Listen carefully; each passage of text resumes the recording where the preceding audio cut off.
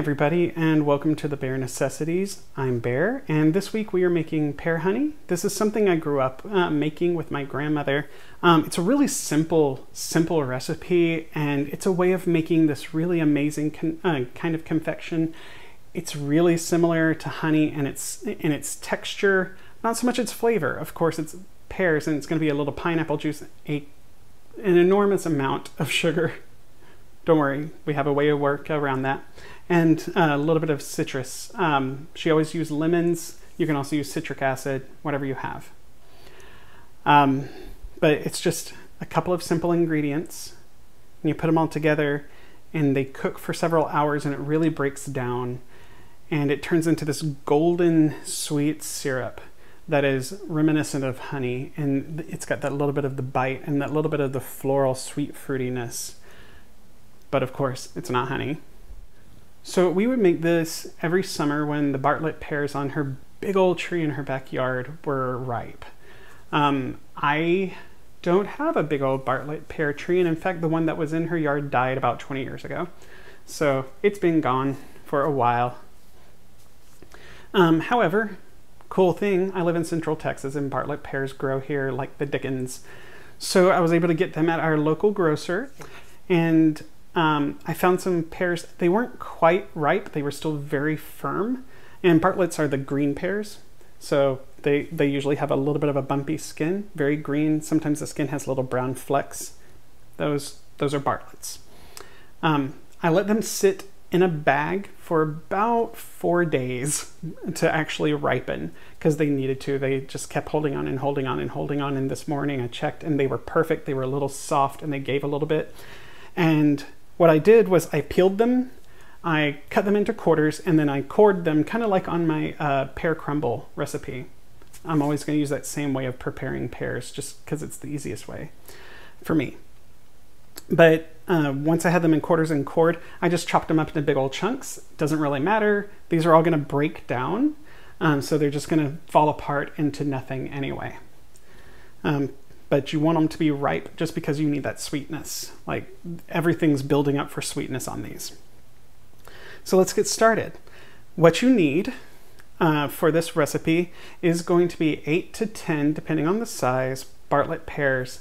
These ended up being about 5.5 pounds, maybe 6 pounds.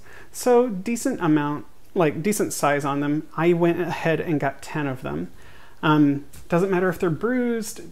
That really doesn't matter. Like none of that matters if you're going to be using them within a day or two. And really, once you buy them, you should like use them in a day or two. You can leave them in their baggie overnight or in a brown paper bag, depending on how you buy them, just for a day or so. Let them gas themselves a little bit because they put off a little bit of ripening gas, just like apples. And let them just soften a little bit. They don't have to be, squeeze them and they fall apart soft, but enough that you can tell it's not going to be the crunchiest pear on the planet. It's not going to be tough on your teeth, just because then you have to cook it forever. That's the only reason why. And of course the sweetness. So 2 reasons. But I got most of those pears in here. I still had 4 of them because I chopped them up into chunks in parts because I only have so large of a cutting board. But here's the other 4, and you can see the chunks, well, kind of. Because of glare, y'all, I've got to work on this white balance. Anyway, these are big old chunks of pear. They are not uniform. That does not matter. They oxidized a little just from sitting out. That also does not matter. You just want to get everybody in the pool. That was my cutting stuff. So, it's all right. Dishes in the sink is normal, right? And then we are going to take, this is about a cup of unsweetened pineapple juice. You can use sweetened, that's fine. It's just the unsweetened has a little bit more of the tartness to it that you need. It still has a lot of the acidity. You would have to back it up with a lot more lemon or citric acid to kind of really hold it on, because the acidity is what gives it that honey-like tang that, you know, it makes it reminiscent. So we're going to go ahead and add our cup. Oh, I was seeding a bell pepper and 1 seed got in. So, you know, life happens. 1 cup of the pineapple juice. It's not much. You don't need much. And that goes in with the pears, just straight in. And I am using my slow cooker. There we go. That's the word for it. Just because it's easier. Usually we did it on the stove at my grandmother's house, and you have to cook it really low for a really long time. I didn't want to waste the natural gas. It's not that it's expensive, but it's a precious resource and I didn't want to waste it. So instead I'm wasting electricity, but not. I have this on high, and it's been preheating for about 20 minutes. I already have the pears in there and they sizzle just a little bit because this one gets really, really high. And that's how we're going to cook it the entire time, is it's going to be on high because you're going to need it to reduce. The way it thickens up is the reduction of this. With that, the pineapple juice in there, I also have 1 lemon that I'm going to just juice right in. You can use the zest in this. It's fine. It's actually pretty in it.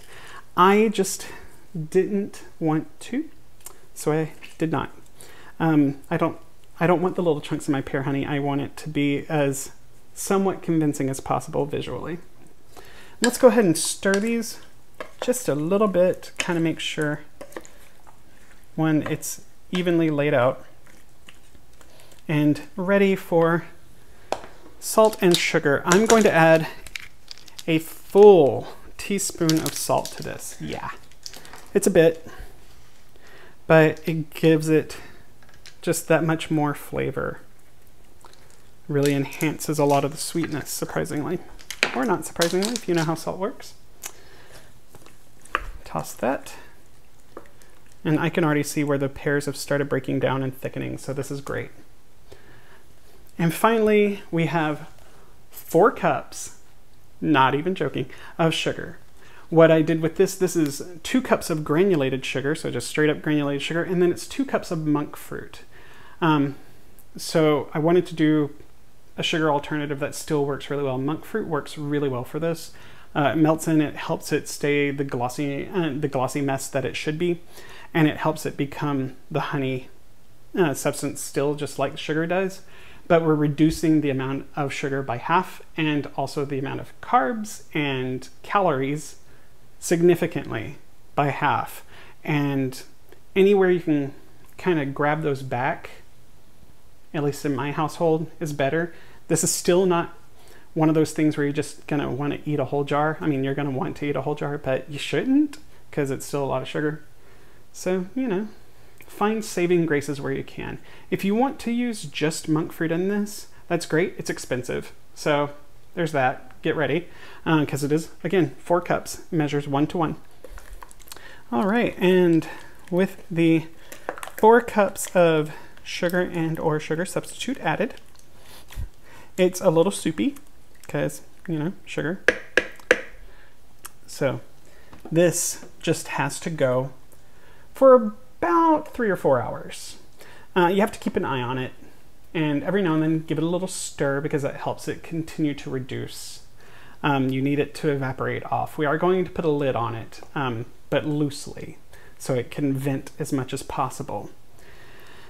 And we're just going to let it break down and reduce until it's a golden honey color. So you're going to have to check it with a spoon, especially if your slow cooker is black like mine, because that makes it difficult to tell the coloring, especially when, like me, you're completely colorblind. So you need as much help as possible.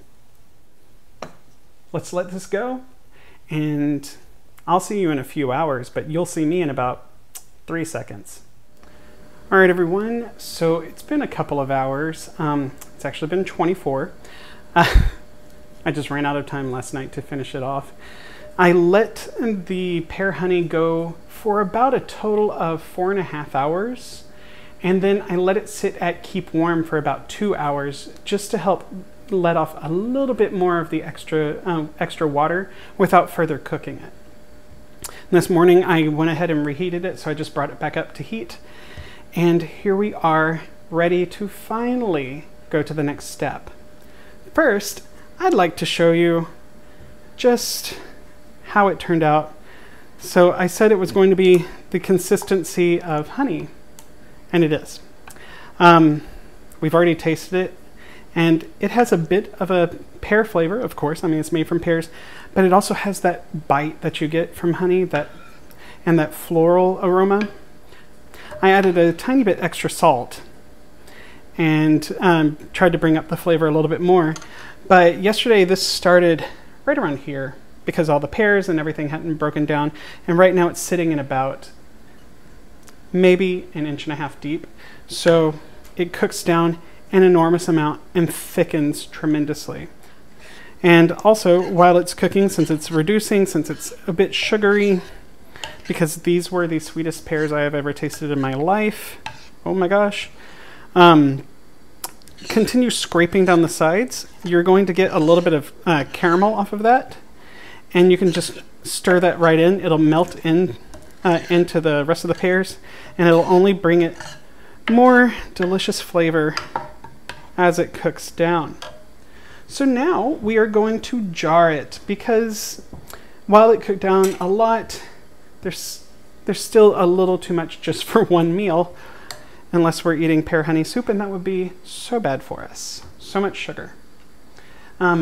So I got out a piece of my grandmother's canning set that I inherited. It's a little, looks like a teacup, but it's a funnel for doing confections, because it has a rounded side and it shows you about 1/2 inch into the jar, which is the space you need from the top to properly can them. At least that's how I was taught. You don't want it all the way at the top because you need to have something to create pressure with. And behind me, if you can see, I do have a pot of water starting to boil. You need it there, and then once you're ready to put your cans in, you're going to drop it down to a simmer, because otherwise these will bounce around. You only need them to heat. And I will walk you through canning in just a moment. I'm not going to make you sit through it though. It's a fairly easy process. So let's go ahead and get everything jarred up. And all of these jars have been sterilized previously and sealed empty. Sterilizing just means that I put them into boiling water for about 10 minutes with their lids, their rings. So you have the ring, you have the lid that sits inside. I'm trying not to touch the seal. Just to start,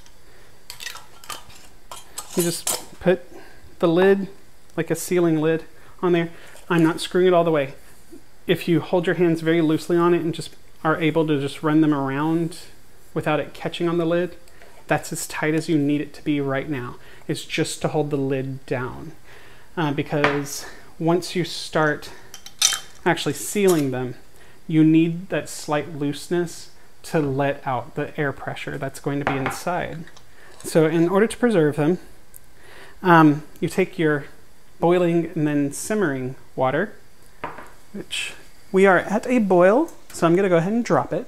And once you have the simmering water, there we go, you're going to take your jars. Once you have those in the water, after putting everything in your sterilized jars, you're going to go ahead and leave them in there for 10 minutes. I know it's a 10 minute thing, and it's summer, and it's going to be steamy and a little bit uncomfortable. I'm sorry, but that is part of it. So sorry. Turn on fans, whatever you need to. And you're going to see little bubbles coming out of the tops. That's what you want, because what it's doing is heating up the air that's here in this gap. And remember, hot air expands. And so it's forcing all the air that's in there out. Once as much of the air is pushed out as possible, when you take them out, that seal will be on there pretty solid. Nothing's going to get back in.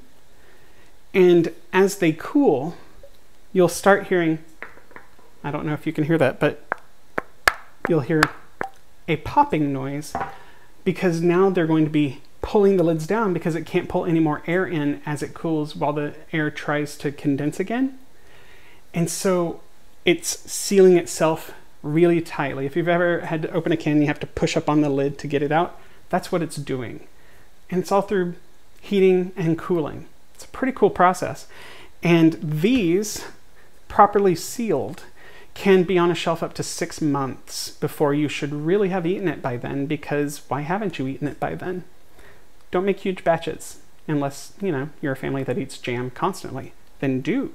I'm going to go ahead and get these sealed up and put away and labeled and then put away. Let's do that in the right order. I hope you enjoy making this recipe as much as I absolutely do.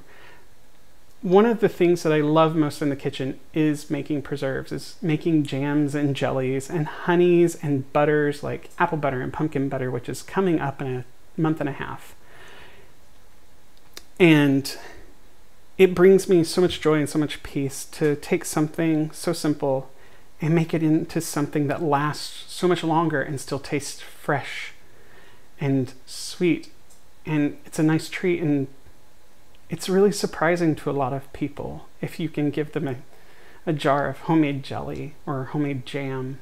And I'm really, really, really looking forward to this pear honey because I haven't made it in 6 years, y'all. That's a big thing. It's not going to last in my house very long because we've all been tasting it and oh my god, it's so good. Once this is completely cool, it will have the consistency of good honey.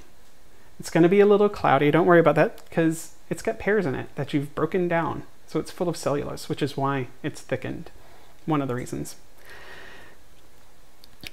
I think you're going to enjoy this. I know I do. So let simple things continue to be simple and delicious. They don't have to be perfect, especially not in this kitchen. Y'all have a good one. Be good to one another. Be good to yourselves. Bye.